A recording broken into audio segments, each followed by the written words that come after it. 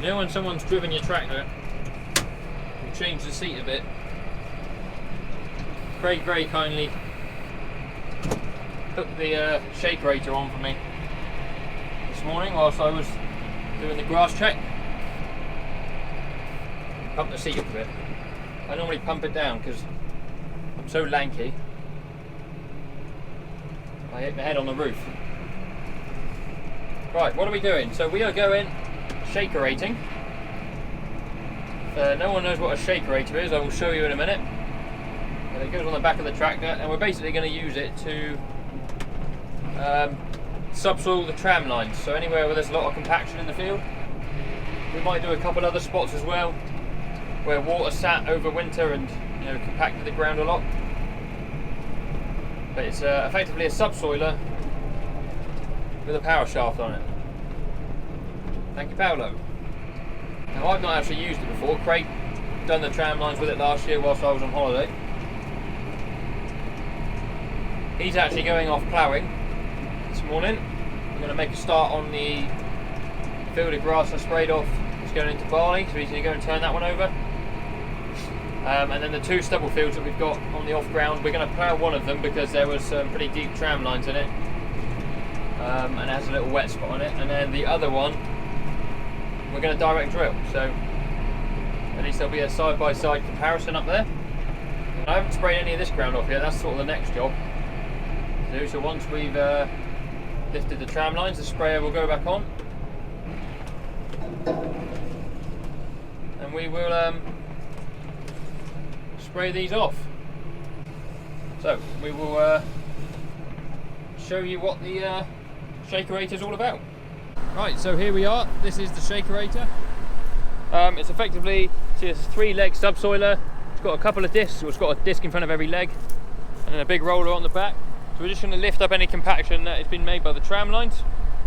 I'm going to adjust it a little bit, just because I want it to point down a bit so it actually digs its feet in the ground to start with. At the minute it's fairly flat. So we'll take the weight off there.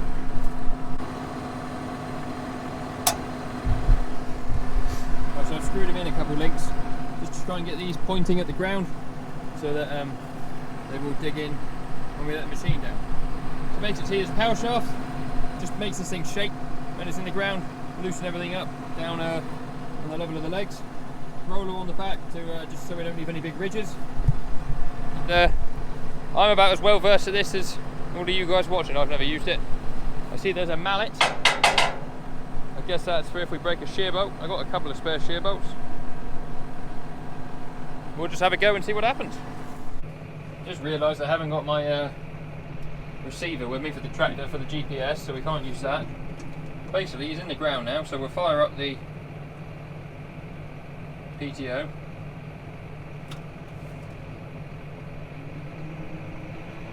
You might be wobbling a bit now.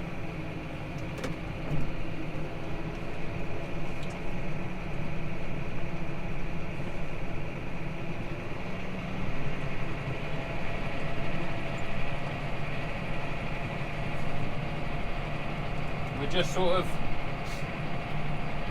lifting up any immediate compaction with those tram lines.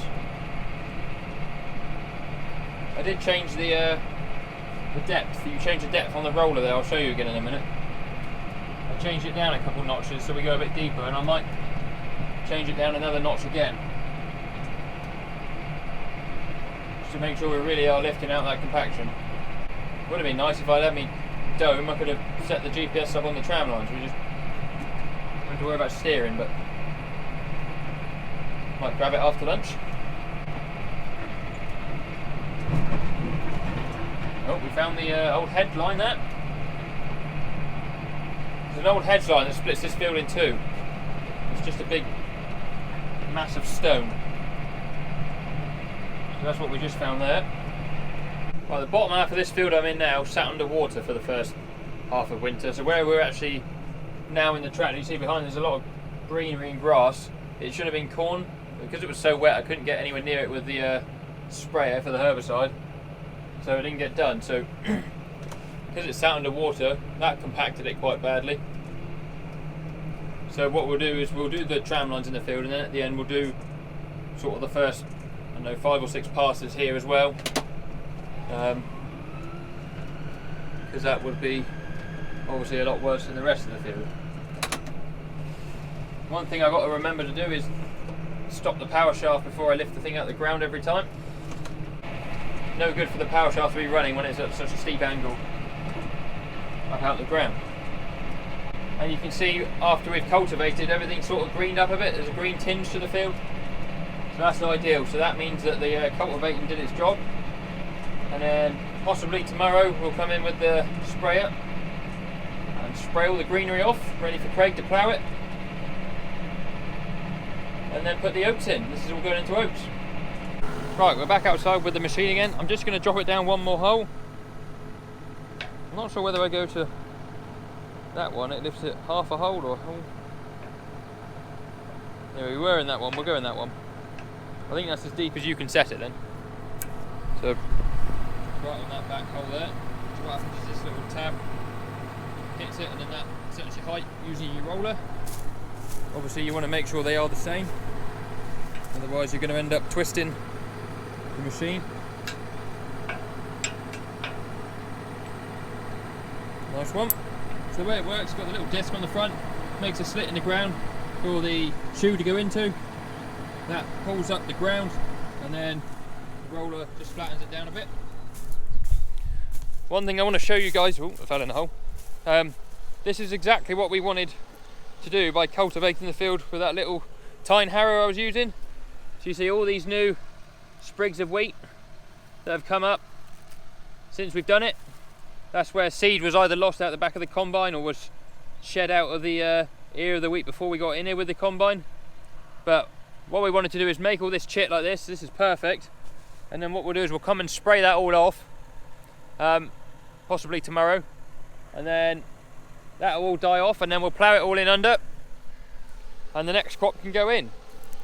If we didn't spray it off, that would just be a problem all the way through the next crop. It would be there as a volunteer, and it would be competing with what the oats are going to be trying to get at the nutrients and that. So I'm glad we've done it. And as you can see, looking up over the field, there's a green tinge, so you can see just how much you lose out the back of a combine,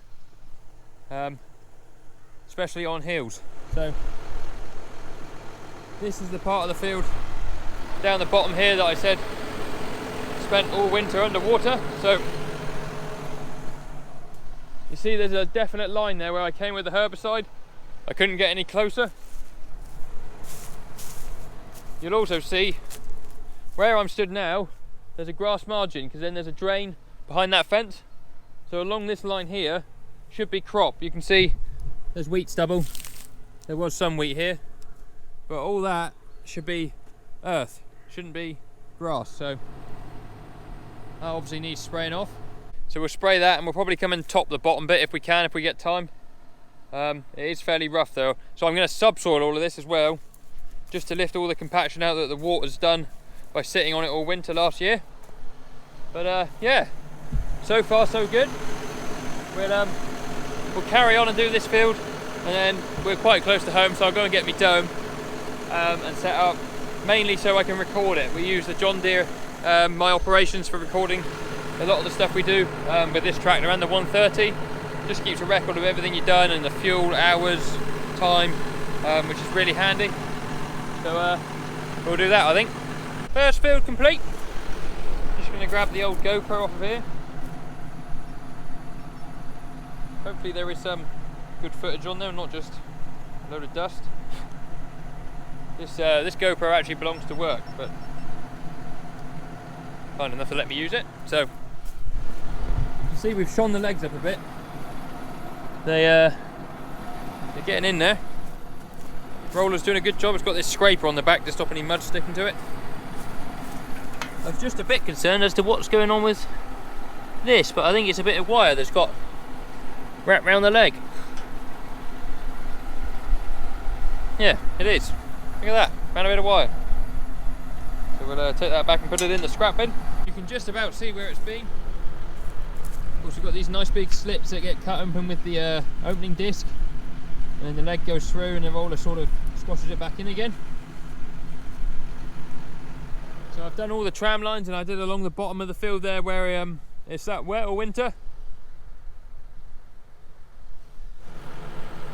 Tractor's looking good.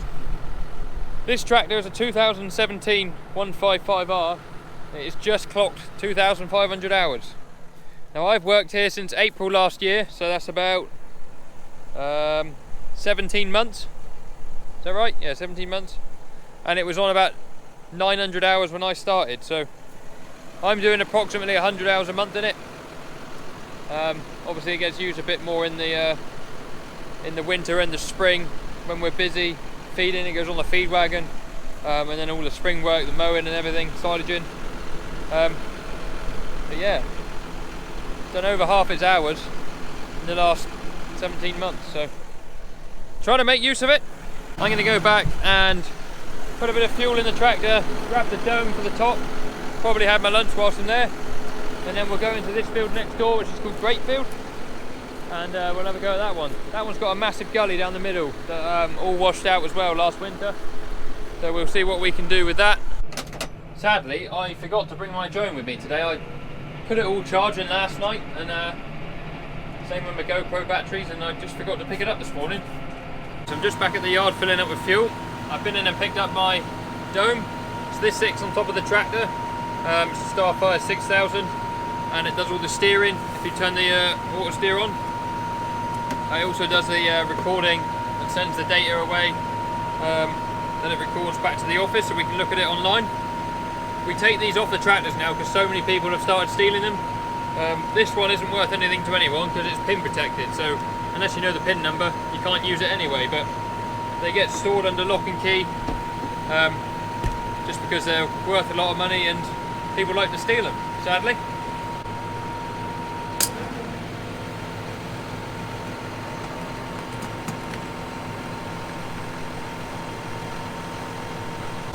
Right, the dome is now on the tractor. I'm just about to see the wiring for it. It does clip in nice because we take it off again at night. I'm not too worried. We're full of diesel. I'm just going to stick a bit of AdBlue in the tractor. So you can see this is what comes up on the screen. So I need to unlock the receiver before we can do anything. Obviously not going to show you the pin number. Alright, that's AdBlue done for another time. I think I speak for all farmers when we say how much we love AdBlue.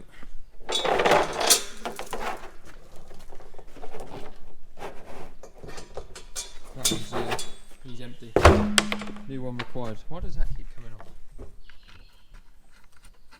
Head back out after lunch. Craig's down there filling up with fuel. He's taking the plough out. He's going to go and start his ploughing. We'll go and carry on and do a bit more. You see now we've got our dome on. We've got lines appeared on our machine here. Right, so I think that's all ready. We don't need section control on. We turn our water steer on. Now the next thing we're going to do here is make a new track. So this tram line here, we're going to make a track. So I'm going to start myself here where I am. I'm going to finish when I get to the other end, so I'll steer this one manually, and that should give us a straight line for our tram line, because the lines we've got here for this field already were from when we did the scratching. So you can see we went this way. Obviously the tram line goes that way. So we're going to set track. New track, A plus B, track name, I'm going to call it Tram Line. So we need to set A, so we'll set A here, and then what we'll do is we'll put the machine in forwards, give it a few revs, put auto diff and that on, drop it down a gear,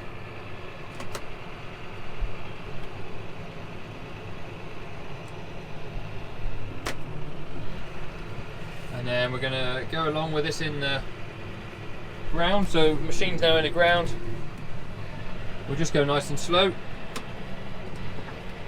And then when we get to the other end, we will set B. So we are now at the other end of the field.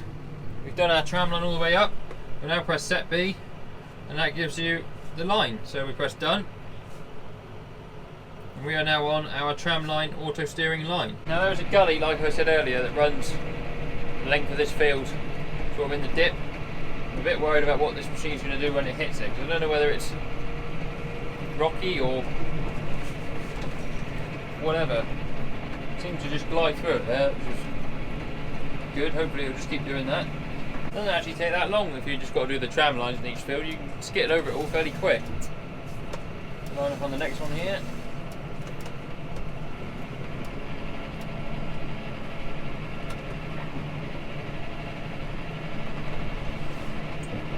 See out there's some standing water. So it'd be interesting to see what happened if we were to drain the gully that way. Try and put a drain in the gully that way. See if we could get rid of that water somewhere. Because what we don't want is water sitting there all winter again, because that is what ruined that part of the field. Put the power shaft on for a bit. I'm not sure how much the power shaft does either. I'll show you guys what it is doing. So we're running at about 400, turn it up a bit. That's 430 on the power shaft, doing 8.5k. You can see the machine is wobbling a bit, but whether that's supposed to loosen the soil underneath, I don't know. If it was really, really dry soil, it would probably do a better job than in this soil that's just dry on top, but as you can see, fairly moist underneath still. Right, so here we are in the field next door. This is poor field. As you can see, the spray is taken to it very well. Everything looks really sick in here. There's a few bits of clover here that are yet to die off, but they're crispy, so they will do. The rest of it here, the Roundup is burning it dead, so that's good. So what I don't know is whether we need to come in here with a topper now. There we go, topping all this rubbish off, just to make it a bit easier for Craig to plough, or whether we'd be able to plough it in as it is. I'll lift the tram lines a minute, because that should be easy enough. The disc will cut a slice so it won't drag anything up. But this field's also got a big gully right down the middle that washed out in the winter. It was ploughed this way last year for this crop. The year before it was actually ploughed that way. And I think Craig wants to plough it against that lane down there, so we'll plough it this way again. So whether that'll make any difference to the drainage and try and shoot the water down the rows instead of shooting it all this way to the gully and then down, I don't know, but I'll have a go at lifting it anyway, and well, I'm sure if we do top it, you'll find out. Glad I put the weight on earlier. These are the better tread on these front tyres. The back ones probably next spring will want changing. We put it on the diet feeder again over winter, that'll wear them down to next to nothing. And then have to get those ones changed, but the fronts will do a little bit longer yet. Plenty of meat on them. A couple of cows down there getting rather rowdy with each other. Guessing one of them is bullying, if not both of them. For anyone wondering about Gus, it's now 3.5 weeks since he broke his leg. He's actually got to go to the vets on Monday next week for a x-ray to see how it's healing. So I think we've been really good at looking after him. We've tried to keep him in his crate as much as we can and keep him calm, which is obviously quite difficult for a Cocker Spaniel puppy. So hopefully they x-ray him and say everything's alright, healing as it should be. We're allowed to take him on sort of short 5-10 minute walks now, just around the block at home, and I take him around the sheds at lunchtime here. So he's healing well. Rule number 1 on the farm: always leave the gate how you found it. I'll shut the gate behind me. Well, machine did a good job. See, these feet are fairly shiny. Don't know how much more they'll take before they want changing. So yeah, that's me finished with the Shakerator. We'll grease it up and put it away. Won't want it again now till next year then. Just before I end the video, just want to say well done to everyone that turned out for Matt Vanstone's memorial tractor run on Saturday last weekend. It was really nice to see so many people there. I think there was 111 tractors or something. I'm sure someone will correct me if I'm wrong. But yeah, it was obviously a sad day, but really nice to see so many people out and support him. It shows what a popular guy he was. Well done to Molly, Jack, James, Henry and everyone else who organised it. You guys did a really good job. It was a really smooth run event, and I was just a bit gutted I couldn't be there with the tractor myself, but it was nice to see so many people I knew and have a chat to people I haven't chatted to in a long time, so well done for that. If you guys have enjoyed the video, please give it a thumbs up. If you're not already, then please subscribe to the channel as well. We're going to be getting busy here with tilling corn soon, and then there'll be various other cattle jobs coming up soon. The cattle will be coming in before too long. If you'd like any, we got merch available. We got shirts, hoodies, hats and beanies. Just send me a message on any one of my socials and I'll get back to you. They'll be on the bottom of the screen now. There's also links in the description. And as always guys, I'll see you on the next one. Cheerio.